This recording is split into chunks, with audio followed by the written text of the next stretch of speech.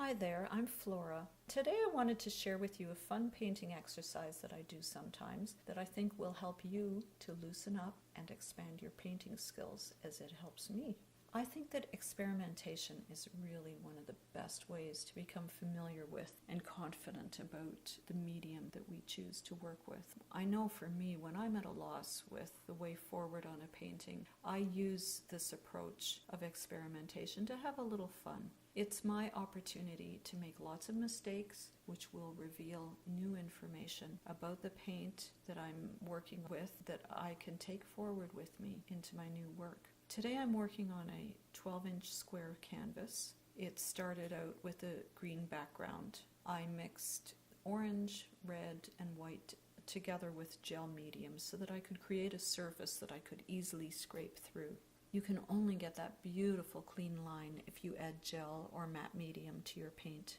At this point, there was a lot of texture on the canvas, due mostly to the two paintings underneath this one. I wanted to take advantage of that texture that had built up, so I used a green gold transparent fluid acrylic with water and painted the inside of the leaf shapes. I love the texture it gave me, and this is something I will absolutely use in my larger paintings. Our studio is heated by wood, so I carefully propped the canvas onto it, but it was taking too long to dry, so I finished by using my studio hairdryer. I cut out tulip shapes out of an acrylic painting on paper that I had discarded. Next, I covered the canvas with a thick layer of gel medium to glue on my tulip pieces.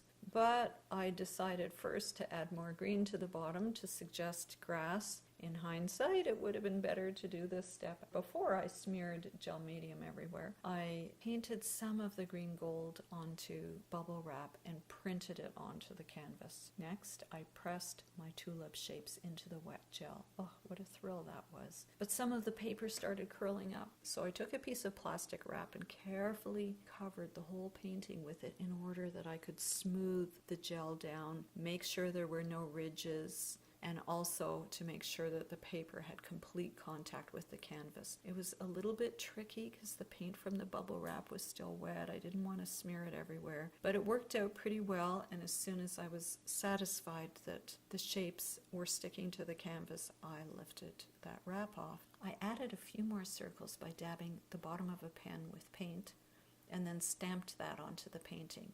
You can see that the gel dries completely transparent. It's amazing. I felt that I still needed some line and maybe decoration to it, and I got out my painting swatches to choose some possible colors that I thought would go well with this painting.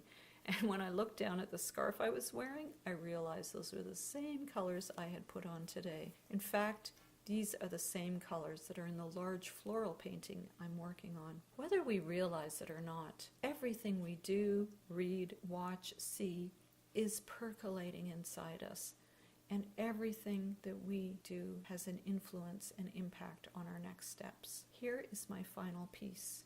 I hope you have a wonderful day of experimentation wherever you are. And please visit my website at floradoehler.ca. I have tutorials and paintings and posts I'd love to share with you.